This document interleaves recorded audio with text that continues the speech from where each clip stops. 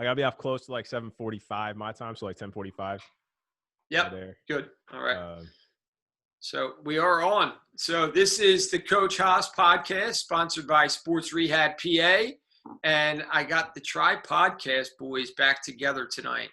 Coach you and Dr. Mike.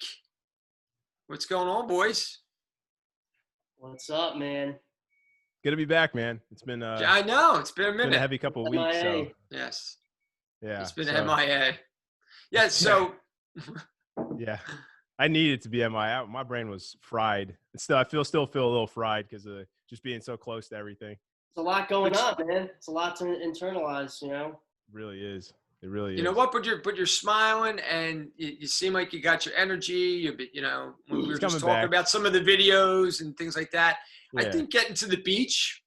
I know getting to the beach will definitely help. You know, make you bring some good vibes. Yeah, good energy. Good energy. For sure. No, for sure. And it's definitely nice when I'm out in the sun. Like even today, I woke up and it's just like, it was gloomy. It was foggy here, of all things in LA for that. But it just wasn't feeling the weather, and I just had to get work done, had to get other stuff done. I'm going through all the fun personal stuff that I have to deal with. But then like 2 o'clock hit, and I was like, all right, I have to do something right now. So I got those new pep bands, those speed bands, and I was like, well, I just want to test them out before I start any like programming with them. And so I just went and I was like, well, I'm going to do my normal dynamics, and I'm going to add those in, do a couple speed ladder drills, a couple jump drills. Man, 40 minutes later, I didn't realize, and you're just like, I'm having fun. Like I'm moving like an athlete. I'm sweaty like crazy. I was out in the sun. It was energy through the roof again after that. So it's just to show like, even when you don't have it to give for what you think you had or what you wanted to do for your training, you just get out there and move a little bit, and you're just going to start sweating and just keep it at a pace you can handle. And then eventually you can go faster. And I did. And it was kind of crazy. So, yeah, I wanted to just get outside. So there's a tech school right down by right around my development. And there's a trail that goes to my development and goes through it, like a walking path or jogging path, and it goes through.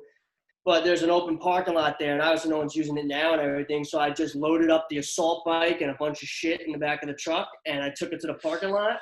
Nice. And there was some dude teaching his son how to parallel parks. They're only there for like 15 minutes, and then they left, and I had the whole parking lot. So I basically set up. I got a cool video. I'm actually going to put it up tomorrow. I was playing around with InShot and made some cool angles and stuff with it. So would you guys take me up on the InShot and like hop on a Zoom? I will gladly show you guys like some cool little tricks and yeah. I mean, the thing is, it's got some cool stuff for the premium version, but like I don't know how much I'm going to use it. If I find I'm going to use it a lot, maybe I'll test it out. But you could do some really cool stuff with just the free version, you know. For sure. I can show you how to import some stuff too, so you can use more. Yeah, that's the thing. If I get some more cool music, that's really the biggest thing. I had to go to Splice. I had to go to Splice and find songs and then import it. But if you get they have nothing. Splice. I don't know where to get good music. Academic sound, man. I'm telling you. Academic sound. Epidemic sound. Yeah, but it's not copyright. Like it's stuff you could use without getting them to like take it down. That's what I need. You know, like cool stuff. Yeah. You know? Like every single video I have is epidemic sound. Dude, you gotta hook me up with that. Yeah. Anyway, I'll get you. I basically set up 5 stations and I did a chipper. It was a little bit long, but you could definitely scale it down. So it was basically like the first round was 15 reps, and basically after each station you gotta do a shuttle run out to the end and back, and then you go through each thing. So like I said, it was a little bit long, but you could knock it down. You could start at like 12 reps or 10 reps, and you keep going down to the last round is 5 reps. And it was cool just being out in the sun. I'm just doing a workout and just no one's out there. I'm in the parking lot and just that's awesome. Yeah, man. Yeah. Got the truck, you know, so it was awesome. I played with the inertia waves a little bit today. I saw them on your feed. Hold up. So when did you get some? Yes, I got a pair. Yes. Yeah? I was hooked right away because I was like, you know what? This is perfect. It's a good dynamic stability tool for what I'm doing with these kids, you know, single leg and the anti-rotation I love. I love because it's taking the body and you know, being on the ball and having somebody pushing on. It's perfect. It really is. Dude, so you could do kind of like what I do. I don't know if you've seen in some of my videos, John, where I posted in the clinic. I have a band and I have a little 2.5 pound weight around it, and you press it up. The weight keeps going. Yep. You do some cool stuff because once you get the momentum, So close. The inertia wave too. You can press it and then hold, and it keeps kind of going. Like to stabilize. Yeah, pretty cool. No, I love that. I love that idea. Yeah, and the inertia waves are so versatile too. You can do so many things with them. Oh my goodness.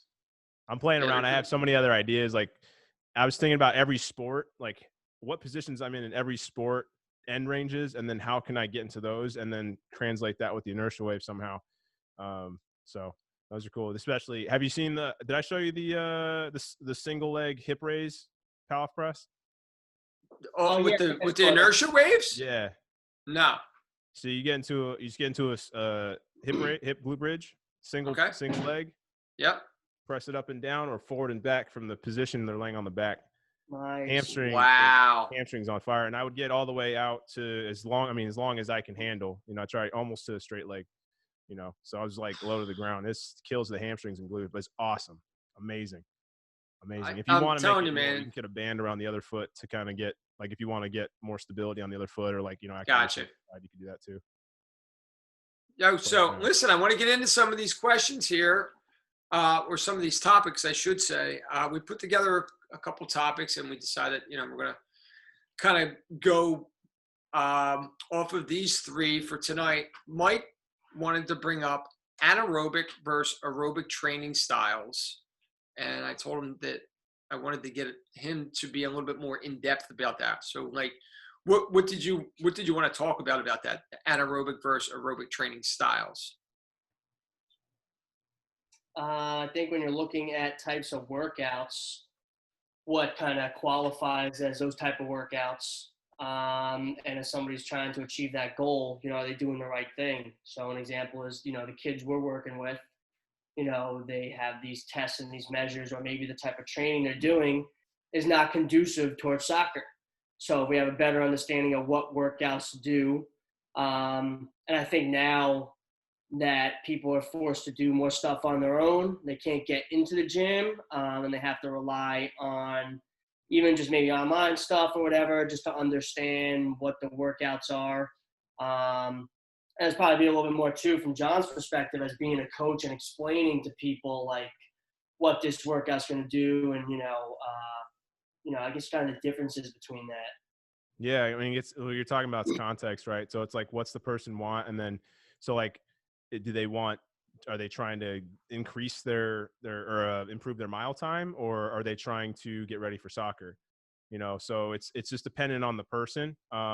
Like the way I explain to people, and I go off rest ratios as much as possible, but I prefer people going off heart rate percentages if possible, because it's much more accurate to the person. Like, I can give anybody a 30-30 split, 30 on, 30 off, but I'm probably going to recover faster than my client is, right? And so their recovery time might be 60 seconds. So it's all relative to intensity. It's all relative to where we're keeping the heart rate throughout a certain amount of time, and then what the goal is of whatever the exercise routine is. So what qualifies as high intensity intervals, in my opinion, and what science shows, it's based on short bursts for high intensity intervals to spike the heart rate up, to bring it back down, to bring it back up, and then bring it back down.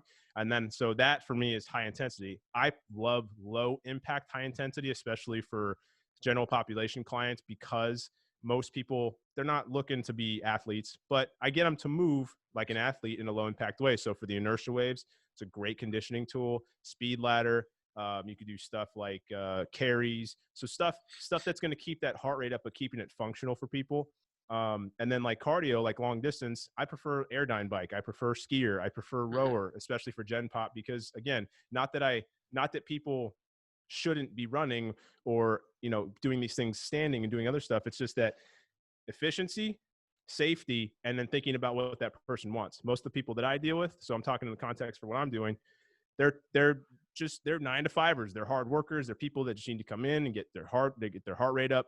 So I'm efficient. I'm like, you're doing 2 minutes on the bike. We're coming back over here. We're going to take a minute. We're going to do some core work. We're going to go back to the bike. So we're getting a lot of functional stuff in, but we're also interlacing that core work, working on concentration, stuff like that. So that's how I work my conditioning. With athletes, it's a little different. Yeah. Much more specific, much more on top of the time. Then it's like, now we have less room for error because we're working with the populations that's being more specific. So, based on the sport, that's kind of going to dictate what we're doing for conditioning purposes. Yeah, even like when they come in for rehab and they're not even able to run yet, they're on the Airdyne bike, and I have programs set up for them. So they're Airdyne, they're on there for. I usually start them with 90 seconds on, 60 seconds of rest, and we start with about eight or 9 reps of that. So that's about 18 to 20 minutes, right? And we start to build up on that. So they get to about 11 or 12 rounds, and that takes a few weeks. Then I start to cut them down. And so now they're like 75, 55. And then they get to a 60, 30, right? And by that point, when they're doing even in the 75, 55 ranges, at that point, now I have them doing some treadmill work, and the same type of stuff where it's based on ratios. I'll have them even do in the very beginning a 1-to-5 ratio where they're basically like fast walking for 50 seconds and then running for 10. And then we start to build on that. But all interval based type stuff. But like you said, I do like the bike as an aerobic piece. It's safe, Well, especially if the athletes are playing sports. Right. And they're practicing and they're jumping a ton. It's like, I'm not going to have saving their legs. Yeah. It's all you're doing. Yeah. So you're just, because all you're doing is trying a tool to create the heart rate to increase. And I was going to say, like, we should probably put it in context, because I didn't even say what anaerobic versus aerobic is. So, like, for people who are listening that don't know what anaerobic is, anaerobic is typically much more high intensity. It's lacking, quote unquote, lacking of oxygen or less oxygen, but much more energy is needed right away. We can't sustain that anaerobic capacity for typically it's about 15, 20 seconds is where you really, really start to die out. And then above 30 seconds is typically, it's like a hybrid. And then above like 45, 60 seconds, that's where we start to get more on the anaerobic side.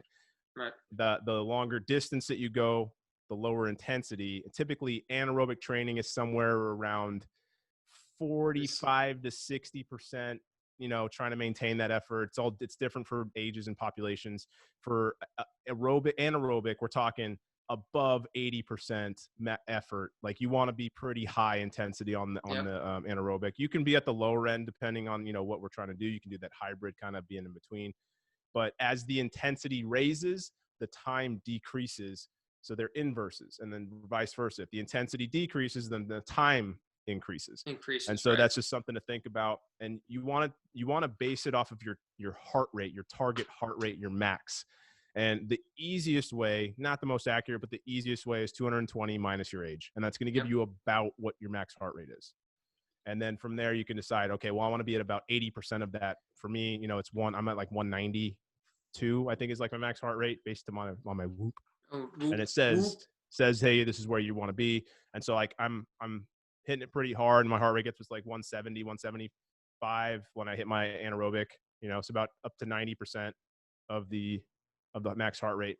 And then if I'm for like my cardiovascular, like longer distance type stuff, could be walking, keeping my heart rate somewhere around 140. And that's more like aerobic, kind of maintaining that heart rate. I'm a little bit spoiled. So what I have is we have 5 massive monitors throughout the gym. You've been there. MyZone?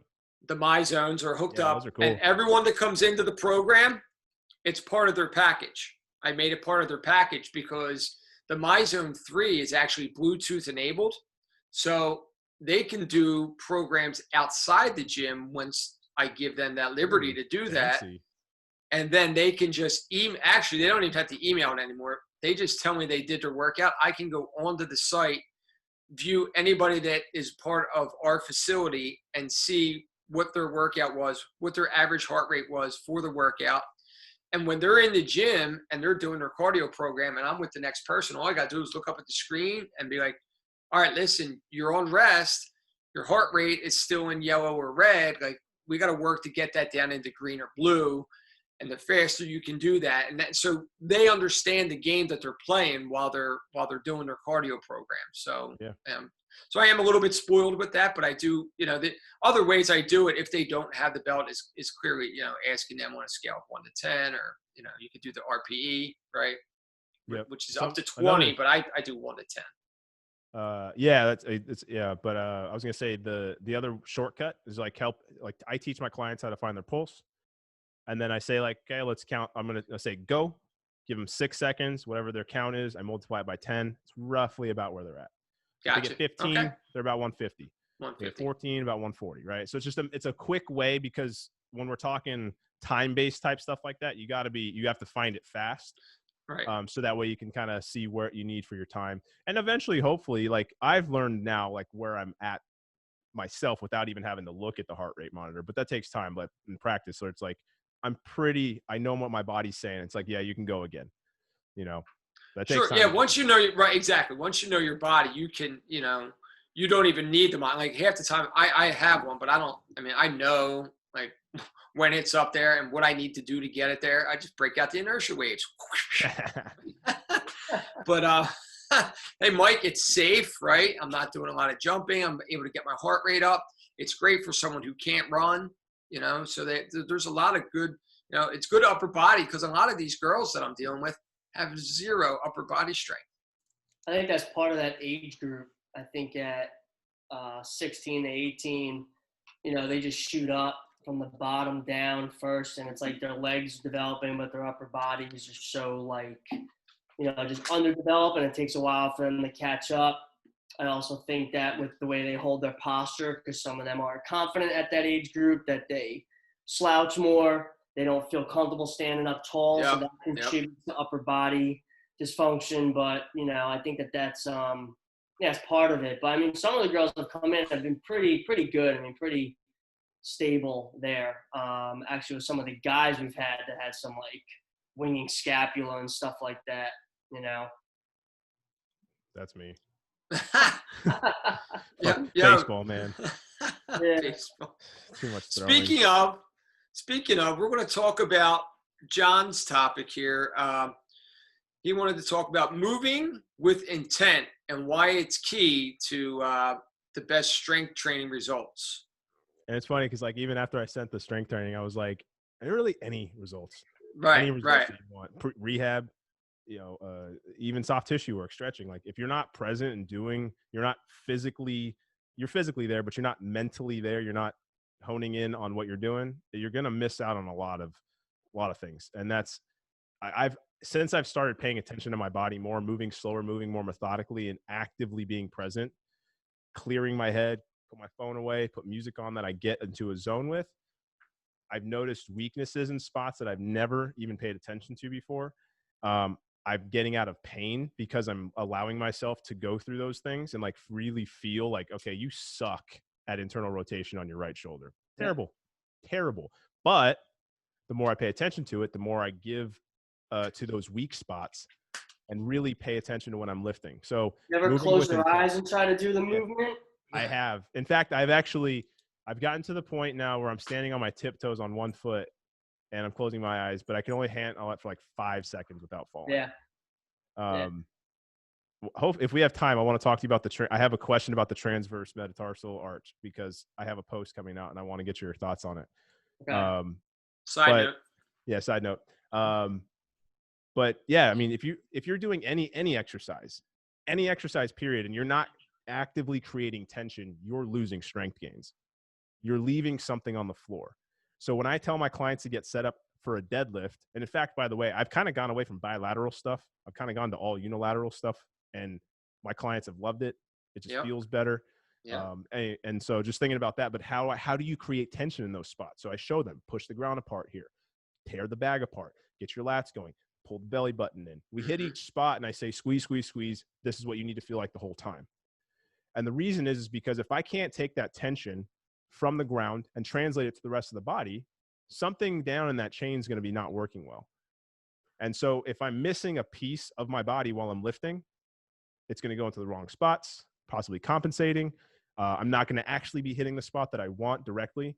And so that thing is like, now I can do 50 reps like that, or I can do 15 reps, very concentrated, and I'm going to get more out of the 15 versus the 50. It's not even close. For sure. It's not even close.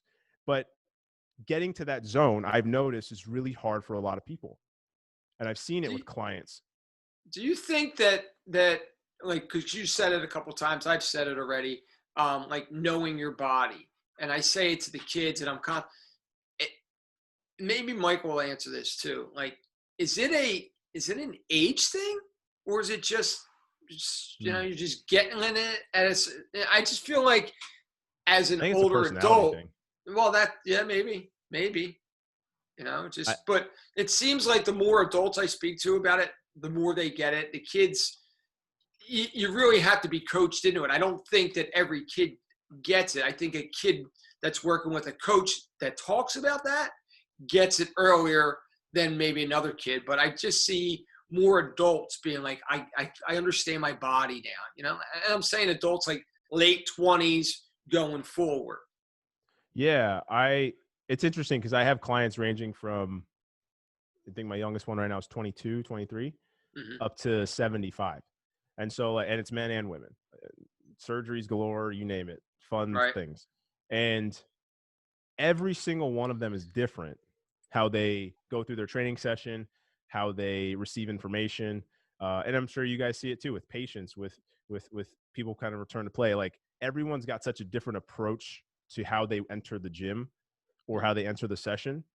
The more that I have pushed for them to slow it down and stop, the better it's gotten through to most. There are still some people that just want to come in and move. Right. I used to get so frustrated with that. I used to get and then also I actually was self-conscious about it because I'm like, well, this client's not doing what I ask. They're around, everyone else is looking. And then I was like, you know what? I'm doing everything I possibly can to get you to do what I'm asking, and you're not. Look, it's your dime. It's up to you. I will make sure you're not doing anything egregious and you're not in pain. Fine. So your traps are going to get it more than your lats are. I've tried. I have tried. Right. And so I think that, it is personality a lot. I think because this last week, I just started training my nephews via Zoom. Two are in Arizona, one's in Folsom, close to Sacramento, California. And I was like, I need to train you guys. Like, you guys are sitting here 15, 16, and 18. Wow. And it's so cool because I got them on there and I got to watch them each individually move for the first time with my current eyes. And it was I feel like every time I do assessments now, it's like something else that I'm like, I can take a step back and look. They were actually pretty good at movement and they actually took cues very well. And then they did the things that I was asking. So I don't know if it's age. I don't know if it's I personally think it's how I approach things right off the bat with new clients or clients in general. Cause a lot of the clients that I've had to kind of transition back from old training, I've had clients for 7 years. Right. And I've seen the transition, but at the same time, my philosophy's changed. My style has changed. My understanding of the body has changed. How I train has changed. And so that's hard for people sometimes to take in as well. So I've had to kind of transition that as well. But getting back to what the point is, like, I think everyone's so different and I just have to read the situation and teach that person as best I can. And typically I sell it to them as like, especially the younger people, like, I want you to not have to deal with pain later on. I want you to be great at this movement. I want you to own this now because I wish I did this when I was your age, So for them, that's kind of like the way I approach it. For the older people, it's like, well, you're already at this point in your life, I guess. I don't know, man. You decide, like.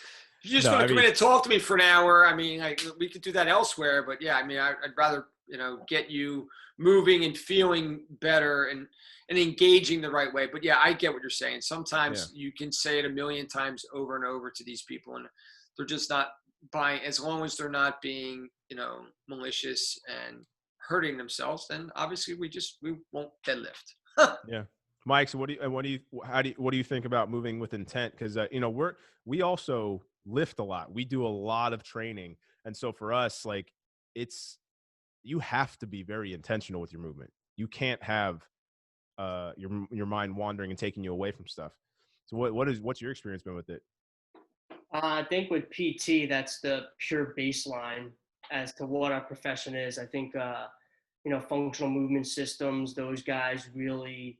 The type of stuff that they do, I think at first for young PTs, when they see it, they see all these bands and balls, and I think it's just fancy exercises.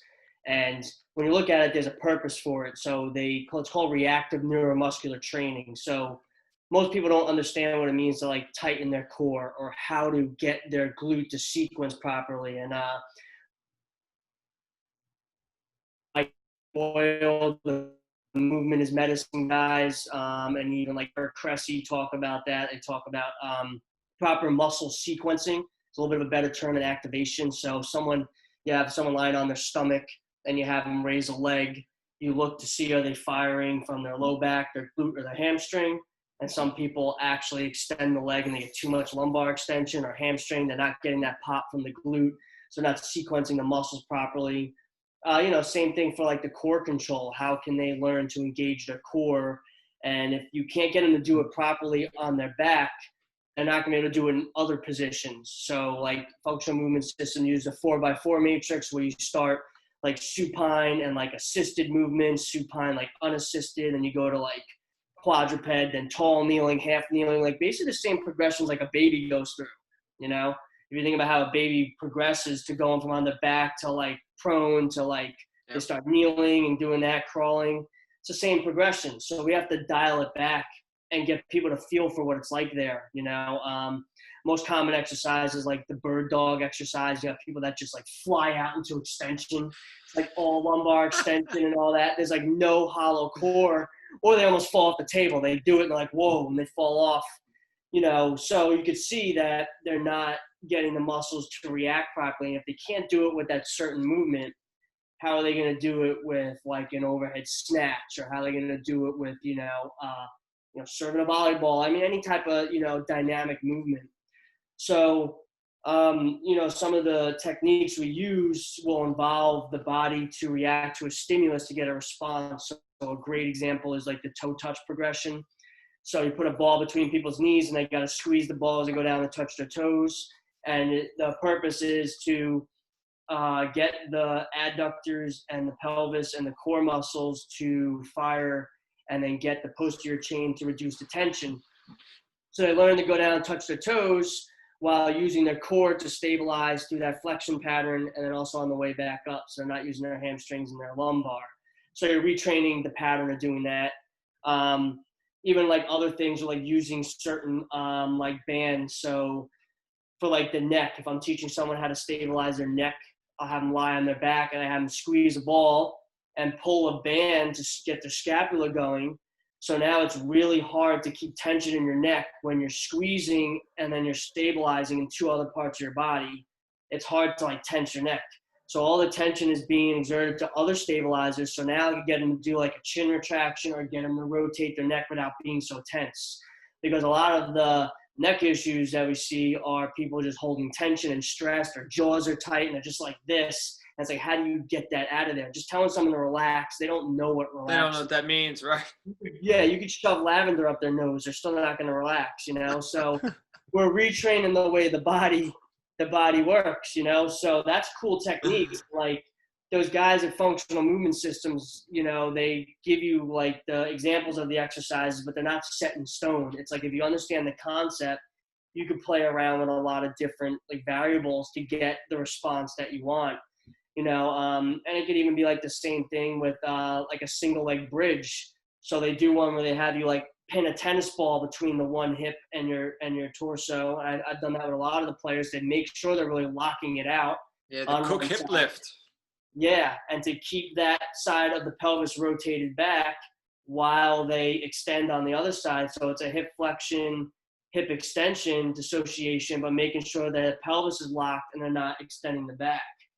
And that's another concept too, that when I listen to Chris Knott, who works for, he has his Dunamis Performance, he trains like NFL pros, talking about the eccentric glute ham drop, where you're tall kneeling and you drop down with your hamstrings. He uses assisted bands up at a pull-up bar and they hold it behind their head and they slowly go down. But he's saying you got to make sure that you're tucking your pelvis and you're engaging, because a lot of people go down and their back is arched and they're just using lumbars and hips go out. Yep. So make sure you're tucking in. Same thing when you're on your back and you're doing like the eccentric sliders, or on the TRX, the sliders. Make sure that they're not arching their back and pushing out, that they are getting the proper pelvic position and moving out. So, I mean, these are all examples of moving with purpose, because you'll see it all the time at the gym. People are they're doing the bird dog real fast, or they're doing these moves real fast. And I'm like, slow it down. Yep. Those movements are not meant for power. It's like a bear crawl. Bear crawl is meant for slow, steady control, working through.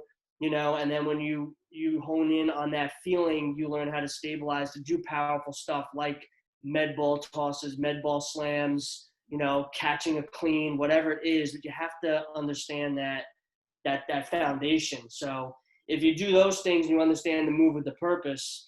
Like I have one of the kids from Joe right now. It's just it's really hard to get him to slow down. He wants to do everything so fast. And I'm like, dude, you're only gonna better the slower you go. You have to. And I put the half foam roll on his back to make sure he's honest when he's balancing with the bird dog and stuff, and it just keeps falling off. And I'm like, dude, you got to learn, man. I'm not going to keep picking it up for you. You're going to keep getting frustrated. You got to slow it down. This is meant for coordination. Then these things are meant for power, where you're doing fast, explosive. So I think that kind of comes with the movement with purpose, is really thinking about what you're doing. And you're going to get more of a benefit if you spent 30 minutes doing things slow and focused than 30 minutes of just blasting through stuff, I think that has a time and place. I think, when you master those basics, then you could go and you could do the high intensity workouts fast. But even then, form is important. And I think, that's why we look at, the CrossFit style of training was getting a bad rap, because you had people trying to come in and do things fast that they didn't have a foundation for. And I mean, it's the same thing even with any of the type of training now, any of the HIIT intervals, you could, half-ass a pull-up rep, half-ass a thruster, throw your back into it just to try to get that. So say you did this amount of rounds in a certain time, but then is that really gonna, benefit you, So looking at the form with that. And sometimes even in these competitions too, when they have judges, if you don't practice right, you're going to get a no rep. They're going to look at that, say, was it clean? Was it good? And if you keep practicing poorly, you're going to create those bad habits, So a great quote I heard, it was somebody on that Shrug Collective podcast, and he said, practice makes permanent, not perfect, because you practice the wrong things, you get permanent in doing that. So you got to make sure you're practicing the right perfect thing. practice, Yeah. right? Yeah, perfect exactly. Practice makes perfect. Yeah. Yes. Yeah. And what that kind of ties back into before we started recording, and John, you talking about going down to the beach, and it was just about just getting down there and moving and just staying focused on the next thing and just moving. And then all of a sudden the intensity picks up, and you look back at your watch and it's 40 minutes later and you go, all right, that was and it. I wanted to go more. And right. Well, at that point, now you have momentum. Now you're getting a second wind. But some of those days you go in there, and if you just stay, and I always have the kids come in, and I like to do some soft tissue work and get them the foam roll.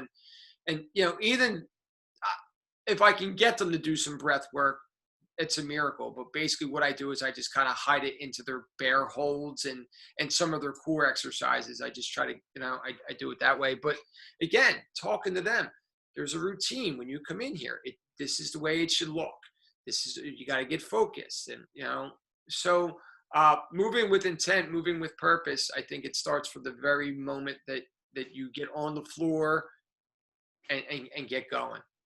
100%. I think that's another challenge too. I think as a society, we're in positions that make it harder for us to be successful with fitness. So if we could try to implement just some easy things to, make it a little bit more comfortable, a little bit, easier for us to function in the terms of that, I think that people won't get as frustrated with how they feel or what's going on. So for example, we have a hustle bustle job, 9 to 5, maybe come home, you're trying to get in that quick, HIIT workout, 30 minutes, and then you got to go home, do dinner, do the kids, whatever you got to do, all that stuff. Think about your average client.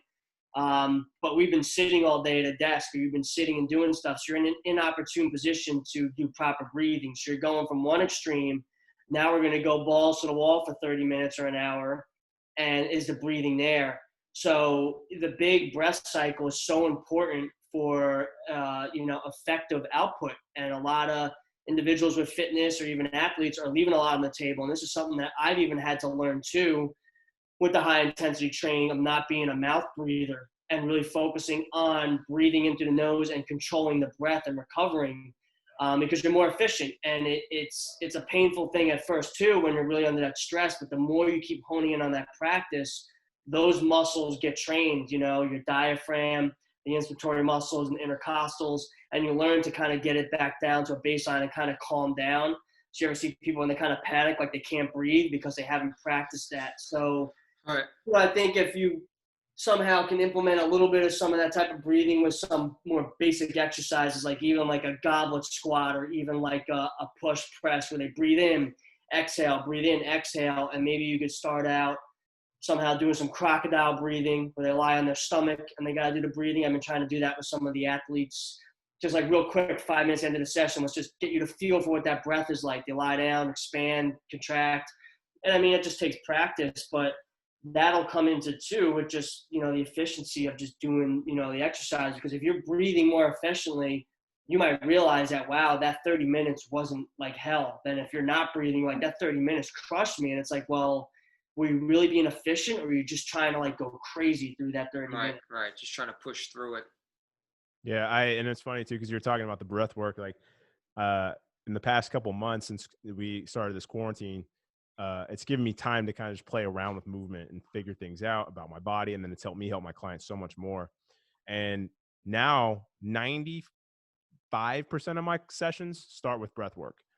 The other 5% is because they just don't care. And and I'm like, it's fine. It's never going to happen. So whatever. Again, teenagers. Yep. Same thing. Right. Sadly, they're not teenagers, but right. What do we know? So just with the breath work though, but like it's a time to reset, right? That's our time. So like you said, like it's game time. Like that's game time, right? But it's game time where I get to go like, hey, take this moment, take these 5 minutes that we're gonna be working on this. Ground yourself, feel the body, feel things, move your fingers a little bit. So and then we go into position. So dead bug breath, 3 breaths. Push up position, 3 breaths. Side plank hold, 3 breaths. Bird dog, 3 each side. And these are and it's every time. You know, the reps may change with the person, but and I'm like, give me that big inhale through the nose, fill the belly, blow up one balloon with 1 breath. And with each breath, and suck those abs in when you breathe out, and just trying to really emphasize that even if they only get 15% of them right, like at least they're doing something more than sitting and just going straight into from sitting, like you said, Mike, and then going right into, you know. And most of the time now I've seen it just help my clients, and it just kind of sets them up for their session. It's something I've been really incorporating in recently, and it just has to do with like me buying too many toys, because this is what I do with training equipment. I buy so much stuff, but I bought the Hiko sticks, the color coordination, you know, those toss things that you can catch, and then the Blaze pods, and bringing my speed ladder back out again. And I start off with core work and coordination, and my clients are having fun. Yep. They're not thinking about training. Right. And it helps them get more in tune with your body. Yeah. Getting them set up for the rest of it. Yeah. And so, you know, and that's the other thing with breath work, it gets that central nervous system reset. We don't think about that a lot, but if you're training, like Mike said, during training, if you're more efficient with your breath work, you can create so much strength in your core, and that translates to everywhere else. Yep. And like when we were talking about, I wanted to give an example of like what I'm talking about with like one exercise specifically, push-ups or planks. Oh, nice catch. Nice catch. What the hell is going on over there? Yeah, that's a ghost right there. No, that was my elbow. I just whacked it, but that was a good catch, though, right? That was a good recovery. Yeah, that's my Kobe plaque. Oh, there you go. I like that. So push-ups, planks. Yes. People miss out. It's the number one exercise I get to correct on most people, like 95% of people. Huh. And it's just amazing how many people do not know how to do a push-up. And I'm not going to say properly, because I think there are so many, everyone's got different movements they can do and that their body can handle in their capacity, right? But the general push-up, general population is what I'm talking about. Most people don't have the core strength. Most people don't have the shoulder strength. Most people don't have the wrist flexibility. Yeah. Most people don't understand that I need to create tension. The positioning's always off, right? And so so all these things. So it's like those kinds of things. And like, just like you were saying, Mike, when you said it, I thought of something too. It's like everything that you do, you're teaching your body how to accept that movement. That includes foam rolling. So if you're sitting there half-assing foam rolling with your low back in extension, and your butt's up in the air and your foot's up in the air and you're on your elbows and your elbows are you're sitting into your chest and you're hanging on your shoulders to hold you up, but you're not actively punching into the ground. You're not actively tucking the hips. You're actually you're rolling your leg in a position it's actually not ideal. We're in a soft position now. And that's not what we're trying to create. We're trying to create the understanding of what this feels like when everything's active. And so going to the push-up, it's like the thing that I tell people all the time: grab the ground, rotate outward. I want you to pull. Screw it open, right? Chin's pulled into your push throat. up, then rotating things that the Navy SEAL guy created. I mean, that's right. I mean, because you're getting that rotation through there, and you want rotation. That's what the socket is, right? Ball and socket. You want that rotation through there. Yeah. Well, Kelly Starrett talks about that in the beginning chapters of that Supple Leopard book, which is really good. It's really good understanding too for a common individual, and explaining the screw home and not having like an open loop, closed loop position. So an open loop is where there's like a kind of like a kink in basically your loop of connection for something to come out. So you're in a bent over deadlift upright row position and you're extending your neck. So then you're trying to stabilize the neck. And that's a real common thing. Going that extension, you want to get that spine neutral. Same thing with screwing in, locking in as well. And him and Greg Cook also say in any position that you can't take a good breath, you don't own that position. So if you are foam rolling or stretching and you can't get a good breath there, your area is tension, hasn't learned how to relax in that position.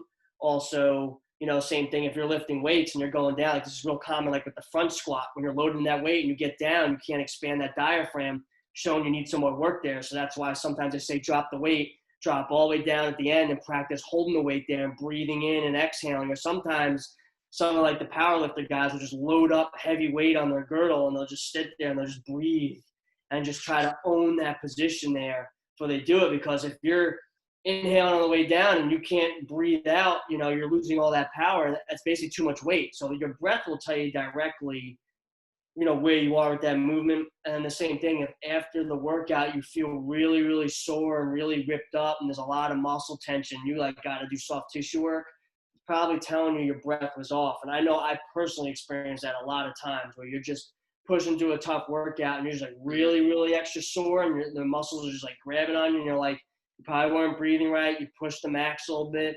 But in times where you're really efficient with your breathing, sometimes after the workout, you feel like, wow, I feel great. I don't even feel like I did much of a workout today, and you did something hard because you're getting more efficient at the movements and stuff too. So it's kind of cool when you experience it yourself and then you could explain that to your client or your player or, your patient.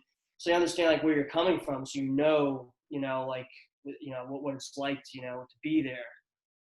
Yeah. Oh, and you said something too about the like being able to like get to a breath in a position. Like, can you take a good breath? And that's something I've absolutely like changed my whole training idea on. Is can I get this person to stabilize in this position, and then can I get them to take a good deep breath in that position? Because if you can't own a stable position in the push-up position, the squat, the lunge position, there's no way you're going to be hitting the ground correctly every time and being able to accept the load you're already taking. So isolation. So there's no need for an external load at that point. No, and in fact, I like it for certain things. Like I think I don't know if I told you, like I'm never having my clients do lateral band walks without a band around their wrists now, or holding on to a kettlebell or holding on to something. Because there's the translation. Otherwise, you get the trunk, going back and forth, and it's a 2-for-1. I get the serratus going, I get my external rotators going, I got my my arms a little bit. So it's that, but like being able to hold positions, and so like 5-second isometrics, then we go. So making sure that we can hold these positions for a long time, then we can get out of them, and then breath work through them. So like isolation work, if you're just starting out training, get really good at isolations, get really good at holding a split squat as low as you possibly can with great form, push that ground apart, push-ups, own that position, don't have any winging, like everything, squats, deadlifts, get really good at isolation in those during this whole time, like people weren't going to the gyms. You saw all these people doing the towel deadlifts, right? All those Instagram videos were going all around. That's isolation work. That's a great exercise. It's boring as hell. No one wants to do that. But but that's a great micro cycle. Think about it. It was like an 8-week cycle of doing some isolation work. You probably could get some size out of that. Oh my gosh. Yeah. And in fact, I was working on, I'm going to also another one that's the metatarsal I want to ask you about, Mike, but it's a big toe, or not a big toe. I'm sorry. It's the transverse arch, which I'm trying to strengthen because I've heard the correlation between transverse arch strength and mobility emphasizes speed, power, and development force from the ground. So, and apparently LeBron James has like one of the best ones in the world. So I was like, okay, well, if I can be somewhat like LeBron, I should probably want to do that, right? So I'm doing like a lot of like lunges now on the big toe. I'm doing on the transverse arch. I'm going into Romanian deadlifts, single leg, balance type stuff, and not loading myself like crazy. More so using body weight, isolations. Can I land? Can I hold this position? Can I go into a high knee from a lunge, get on the big toe, or I keep saying big toes. I'm thinking big toe extension. You guys know what I mean? Yeah. And driving up, and can I hold that? Right. And then can I go back down slowly again?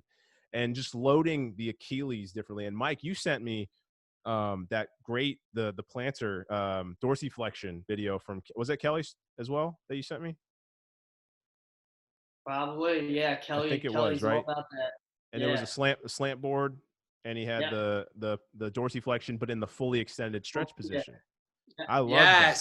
Right? I loved that. And like thinking about how can I translate that to the arch, and thinking about, okay, so now I started doing other movements like that. And man, I got to tell you, my feet, the are so much stronger, and it feels like my ankle stability and just the stiffness in my ankle when I land is just way better. Yeah. So, I mean, a bunch of things that you could do is, because I had to retrain my running form. So even though I was a 4:30 miler in high school, I had no idea about running. We talked about this. We ran in bulky shoes. We competed in spikes. It always felt better to be in spikes. I don't know why we wore these bulky shoes on the trails. Stupid. But they didn't have the shoe options that they have now, and we didn't know about that stuff that we do now. My coach used to yell at us, get on the balls of your feet, thinking that we'd kind of pick up on it. Well, I mean, we never really did. And I don't really know what my gait looked like then. But I know now, last year when I had Rich Diaz, who actually lives out in California, he trains a lot of even Olympic level athletes and also a lot of the top Spartans. He basically will do like a virtual gait analysis. You film yourself from angles and he analyzes it and breaks it down. I mean, you could really, if you know what you're looking for, you could do it on the iPhone in slow motion, but it showed that my striking was off. I was coming on to like the outside of my foot a little bit too much rotation. And this all happens when you go really fast. If you looked at the video where they broke down Usain Bolt versus, I think it was one of the American runners, when they come out of the blocks, and there's a lot of this like stuff here as opposed to going forward and shooting straight out, there's like these connections that you have to make. There's actually a sprinter that I follow on Instagram, Cherry Hawkins, I think her name is, and she's like this tall, she does intermediate hurdles and stuff, and she did a progression video of how she comes out of the blocks and how she was really sloppy at first, and then she just progresses from coming out slowly upright and then forward, and then the right angles there, so it's the whole strike pattern. So the lunge to the single leg is a great exercise that I use for runners to translate in from that lunge going up into the single leg to translate the running form for that forward progression. But one of the techniques that Rich had us do even on the treadmill was you would go on a treadmill and you would put like a rubber band, one of those pull-up assisted bands, like around the armrests. So this way you can't go too far forward. And when you're going, you're making sure that you're striking, but you're landing on top of your foot and you're not over striking or kicking behind you to make sure you're done the right pattern. And then he has you use a metronome at 180. So every time it beeps, tick, tick, tick, tick, that you're striking. So eventually you'll feel for it. And then you become more familiar with how you land on your midfoot and pushing off. And then you'll become more sensitive to, oh, wow, I land on the outside of my foot. Oh, I'm getting a little sloppy. Oh, I'm leaning back. not engaging my core. Let me get forward a little bit, and let me get back that cadence, you know. So you start to know where that normalcy is. But it does take a lot of training because you have to strengthen the foot there. So, I mean, even just going around in the gym and wearing a minimal shoe and just lifting weights in it will start getting the arch used to being more minimal. Like we talked about doing like jogging and stuff out on like on a grass surface. Another great one is putting a tennis ball between the heels and doing heel raises while squeezing, because that stabilizes the posterior tib. So you get synergy between the forefoot and the calcaneus. So you don't get any of this weird rotation at that subtalar joint, which is what happens. And sometimes even having that really good power mobility isn't always that great. I treated this high jumper. This girl looked like she should have been in college. She was tall. She was like really mature. I mean, it was insane. So this was out in Exton, Joe. So this was before I came out up here at Bucks County.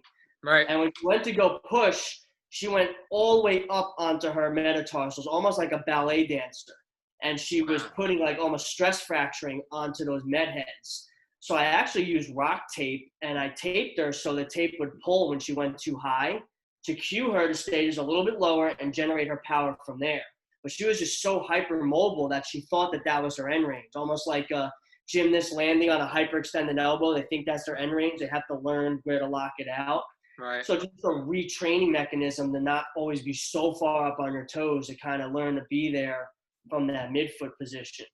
So, I think any of those drills that you could do, even being in like a split stance, doing split stance positions and making sure you're focusing on there. A good drill is I take a poker chip and I put it under their first big toe, and I make sure they press into the poker chip to make sure that they are getting contact with those metatarsal heads and not coming up too high, and they're kind of maintaining that position as they're pushing up, you know. And then, you could do even any type of single leg positions where you just kind of lift the arch up a little bit and try to balance there. And you could do any type of movements in that single leg just to start training a little bit of that Achilles and, that midfoot, but the form is 100% crucial. I mean, form for things like running, swimming, even other things like, baseball, tennis. Like, I think a lot of athletes overlook how important the form and technique is more than your power and your strength, because we talk about this in being efficient with the running. You could have someone who technically is moving faster, but their cadence is off. They're burning more energy in that time. They're going to blow up. Then the guy who's maybe at a slower pace, but his cadence is very methodical, he's going to outrun the guy who's just trashing himself. The only time you want to trash yourself is when the finish line is like 100 meters away. Just go. If it gets a little sloppy, just fucking go, Right. But if you have like 2 miles left and you're trashing yourself there, you're not going to make it. It's all about efficiency. Something's going to break down. So more methodical, perfect form. I mean, you look at some of these marathon guys, and they hold literally like a 4-minute mile. What was it? 4 minute? Yeah, 4-minute mile for a marathon. Just steady, just going, just same thing over again. I mean, that's really all it came down to too. When I had to revisit the mile time trial I did on Tuesday to get under 5, it's just form every lap, making sure you're not getting sloppy. Technique. Oh, I'm starting to pull out. Make sure my strike is down. Make sure I'm going around the curve right. Make sure I'm finishing strong, and you're not doing this stuff or any crazy crap that people do when they get too excited. Staying focused, Yep. So same thing with sprinting, John. You want to get better at sprinting. If you look at all the sprinters and you watch them, when it comes down to like Olympics and time trials, you see the one that starts doing a little deviation like this. It's like 0.01 second, and the one that's still focused on that forward trajectory gets them at the finish line, Yeah. I've noticed that big time when I've been actually today when I use the bands, it showed me where I rotate the most. And It was unreal, like just the side to side also. I'm so much more balanced on my left foot than I am my right foot. Yeah. And I mean, that makes sense for me being a right-hander, doing all the landing and for everything, kicking and throwing and swinging and everything. So, but what's interesting is like those really pointed out to me where I was deficient, and like it was unreal. Like I kept wanting to go back to my other pattern, and my body was like, it was refusing to go into the pattern that I needed it to.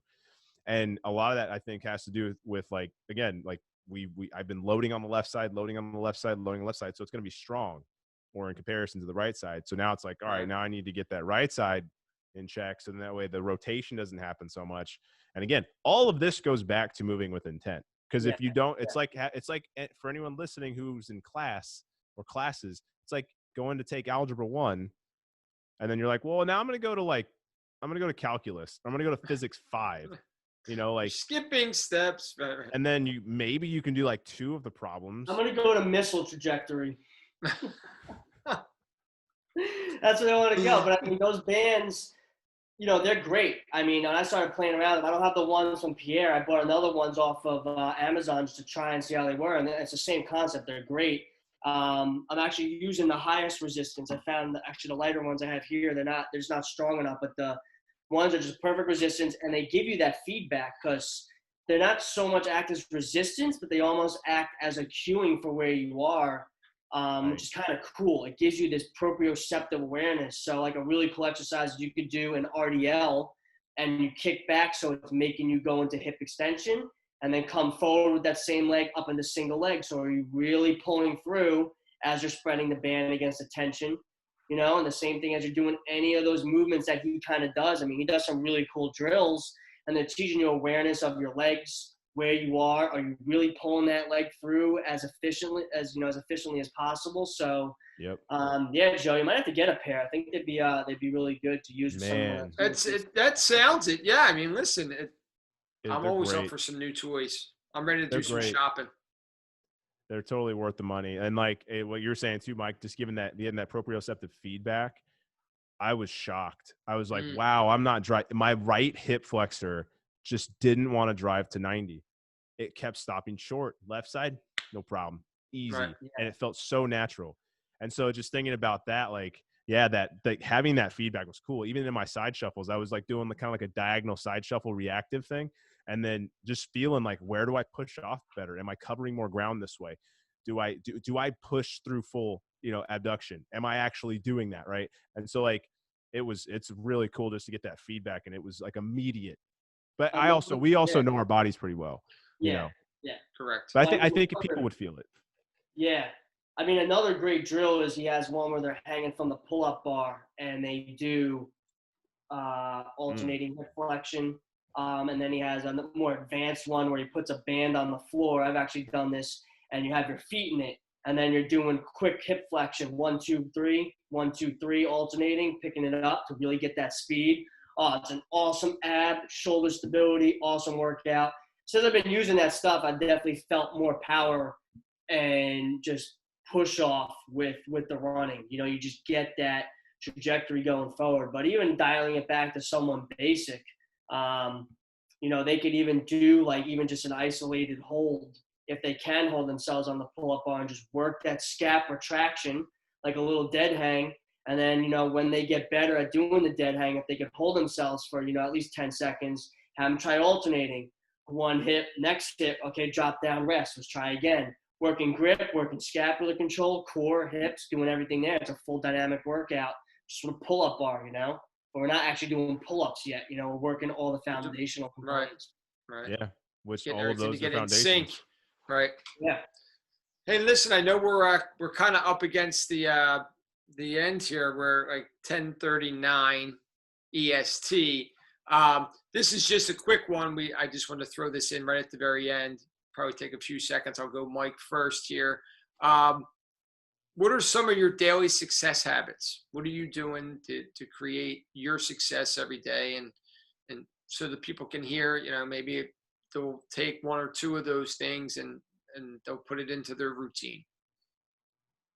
Yeah. So the daily success habits. So obviously now everything's upside down because of COVID. So it's definitely hard for someone in my shoes that wants to continue to compete and you don't know what the hell is going on with competition. But it's also comforting knowing that everyone's in the same boat. I mean, even all the major league sports, we don't know what's going on, but we know we're going to get back at some point. So it's still looking a little bit beyond, okay, the competition, but what can I do now to focus on instead of knowing that I have a race and taking that pressure off. And like John said, having a little more fun with stuff. doing a workout and not having the pressure that this has to be 110%, being a little bit more like, let me just do the workout. And if I take a little more rest breaks or have a little more fun with it, cool. Which also teaches you that not every day has to be 110%.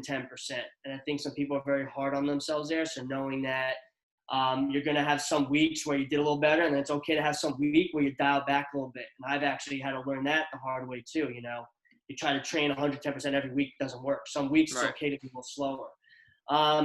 I think that, you have to find what works for you in terms of the goals. I mean, I'm definitely OCD with stuff. I'm definitely organized. I learned to be that way because back in high school, if I wanted to compete varsity level and compete all year round in seasons and manage schoolwork, I had to find a way to get it all, systematic and figure it out. And then it got even worse in college when there were no sports, but how do you manage all this schoolwork and all this stuff? So I feel as write everything down that you want to do, make the agenda of the stuff, and then that way you have a list of things that you check off to get done. There you go. I mean, I know a lot of stuff a lot of this stuff might sound cliche that people make checklists, but how many people actually will do it? Actually just, write it down on a notepad or a sticky. I can pull mine up right here. Get it done. Yep, And then there you go. See? But trying to keep your routine consistent too. I can tell you right now, some of my worst workouts were when the COVID thing hit and I was sleeping in. My sleep cycle was off. Even when I tried to go and do Murph with the guys, my cycle was all off for like diet, hydration, sleep that whole weekend. And your body's like, it's not used to this. The more consistent you are. So even if, if you are sleeping for some reason, you're busy and you're getting only 5 hours of sleep each night for whatever reason, just a bad week. Don't just try to get 8 hours on one night. You know what? Just keep it close to that same amount because your body's just going to react. And then the next week, try to reset. But the more you can try to keep the variables somewhat consistent in whatever you're doing, I think that helps you because we're just creatures of habit and our bodies adapt to what we're doing. So, if you just keep the parameters and don't let it shift too far up the spectrum, I think that'll help, John, how about you? Yeah. And I was to speak to what Mike was saying too, like exactly, like there's going to be weeks that the energy is not going to match what your head is saying that you expect or you want to have happen. So just understanding that week to week is going to look different. Day to day is going to look different. So on the daily basis, there's two things I always see when I wake up in the morning. That's a magnet that I got randomly through this move. It was given to me. Kind of by accident. Anyways, it says it's Winston Churchill's. It says never give up, right? And it's that quote. It's just like I look at that and it's so simple. But I think we forget sometimes with especially right now, anxiety is high for everybody. Mm-hmm. There's so many things going on in this world. This year has been super stressful. So the number one thing I'm doing is reminding myself, you are where you are right now. What can you do today? How much can you accomplish? Stay within your energy levels. Don't shoot yourself in the foot. Don't be mean to yourself. And if you are, ask yourself why. What's going on? What's really going on? Because we get so caught up with things, we just will take off. Emotions take over. It carries into other people's relationships. It carries into our work. And it's amazing what happens. So the biggest piece of advice I can give is contain your feelings, whatever you have. Contain them, hold them, because those are your answers to who you are. Yep. But people don't go towards that. They don't explore that because it's scary. It's disappointment. It means the fantasy they have in life, however they've been living. And I'm not saying fantasy is like it's a bad thing. I'm saying we do things as humans to survive. The fantasy that we've been living in because we haven't truly been checking in with ourselves is painted over and over. Yep. And we keep living it instead of questioning, instead of holding those feelings down here, hold them here. Look at them, embrace them, love them. You can hate them. Actually, don't look suppress them. Exactly. Really think about it. Talk to somebody. Kobe, Kobe's with me. Kobe's here. Kobe knows. He knows. He does know. That's it. And it's just one of those things. So like every morning, that's what I do is just like remind myself where I am. I put my list together. What are the important things I have to get done today? And then I write them on the list. And then the things that are not pressing matters, I move to the bottom of the list and then I shift them to the next day. And then whatever priorities come up the next day, again, it's like It's the same thing. So I just shift my list to the next day, and constantly write down stuff. That's helped so much. How many just showed your thoughts? papers. If I could get to mine right now and show you, there's notes all over the place. Man, 1990. Yep. The best. And you know what? I put it in my phone, but it's different when you write it. It's different. Yeah. There's something that connects you more.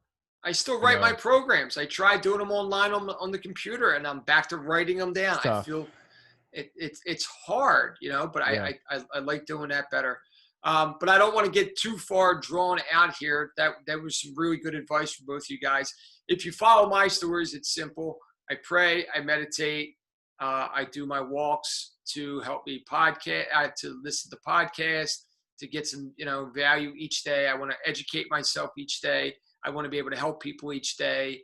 I want to be able to go to bed every night knowing that I did good, and the next day, hopefully that's going to come, God willing, I'm able to do it over again. So Michael, where can they find you? At I Course St. George on Instagram, Mike St. George on Facebook. That's pretty much where I'm at. Johnny, where can they find you? Instagram's the way to go, man. Coach U with the letter U strong. Coach U strong on Instagram. Nice. You can find me at Coach_Haas, HOS. Boys, it's been a pleasure once again. We'll have this one up and out shortly. Thank you for your time. I will see you soon. All right, Peace guys. out. Talk to you soon.